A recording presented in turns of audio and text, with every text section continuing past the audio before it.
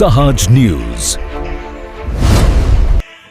વાલક પાટિયા ખાતે શિવાંત અંતારા નજીક ગંદા પાણી ભરાવાથી રોગચાળાનો ભય.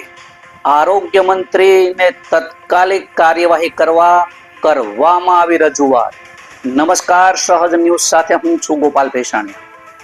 સુરતમાં તારીખ 28 જુલાઈ 2026 ના રોજ સુરત જિલ્લાના વાલક પાટિયા વિસ્તારમાં જમનાબા ભવનથી રામવાડી રોડ પર શિવાંત અંતારાના મુખ્ય ગેટ નજીક સરકારી જગ્યામાં છેલ્લા ઘણા સમયથી વરસાદી પાણી તેમજ ગંદા પાણીનો સતત ભરાવો રહેતા સ્થાનિકોમાં રોગચાળો ફેલાવાની ભીતિ વ્યાપી છે.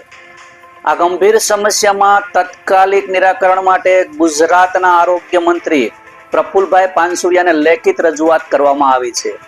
રજૂઆતમાં જણાવ્યું છે કે પાણીના યોગ્ય નિકાલની વ્યવસ્થા ન હોવાના કારણે સ્થળ પર સતત પાણી ભરેલું રહે છે.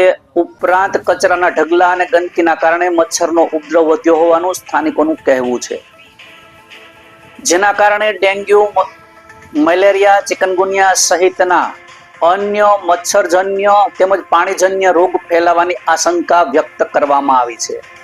સ્થાનિકોના જણાવ્યા મુજબ આ માર્ગ પરથી દરરોજ મોટી સંખ્યામાં મહિલાઓ, બાળકો, વડીલો તથા અન્ય નાગરિકોની અવરજવર રહે છે, જેથી જાહેર આરોગ્યને ગંભીર જોખમ ઊભું થવું હોવાનું રજૂઆતમાં જણાવ્યું છે.